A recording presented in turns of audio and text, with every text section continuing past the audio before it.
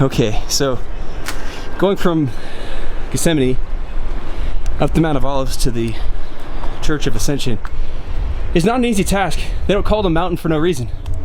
It's not a Florida mountain, it's an actual mountain. And so there's these steps, just one after another, over and over, up these steps, all the way up to where we get to the Chapel of Ascension, which is thought to be the place where Jesus ascended from. So, up we go, up we go, up we go. Now, I'll tell you, these disciples and Jesus, they're in shape, walking all over the city, up and down, doing all this. And so one of those things that you don't really appreciate till you're on site. And when I come home, I'm gonna come home about 10 pounds lighter. So I guess there's a bright side to it. Okay, we're here at the Chapel of Ascension, where Jesus went up into heaven after he had resurrected and walked with his disciples. And here we've got the remains of the Byzantine church. This place has been long reverenced as a place where this actual ascension took place. And even if it's not this exact spot, the fact is we're on the mountain where Jesus did ascend, so if it wasn't this spot, it'd be something like it. And so picture this, that Jesus died, rose again, appeared alive to his disciples, and gave them 40 days of his time. And so Acts 1 is where he would say, and this is supposed to be the spot where he lifted off from, right here, where he said, and you will receive power when the Holy Spirit comes upon you.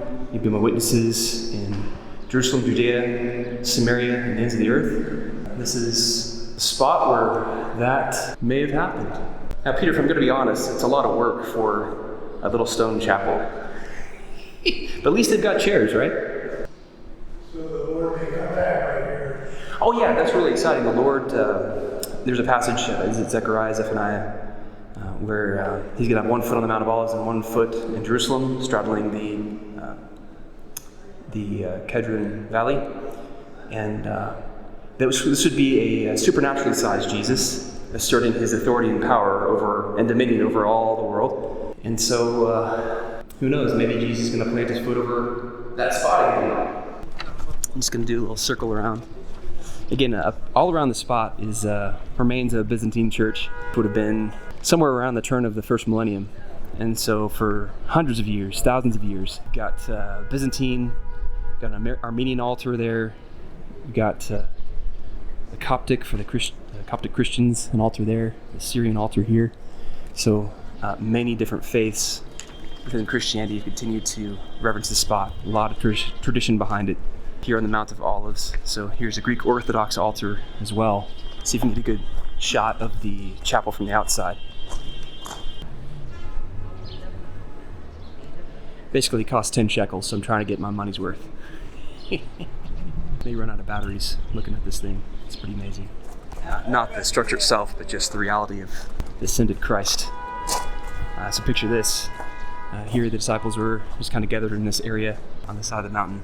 You just whoop, straight up into the sky. And then the angels came down and said, "What are you guys doing looking at the sky like that?" He's ascended, he's gone to heaven to be at the right hand of the Father. And then many believed, but some still doubted.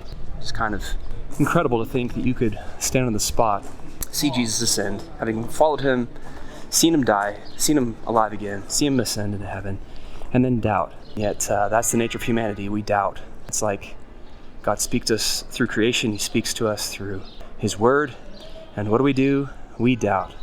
We doubt his word, we doubt his love for us, we doubt his return potentially.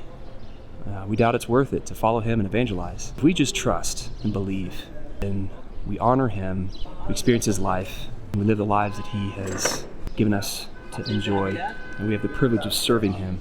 And we can go, therefore, into all the nations, teaching them to obey everything that's commanded to us by Jesus, baptizing, teaching, and being filled with the Holy Spirit. Amazing reality.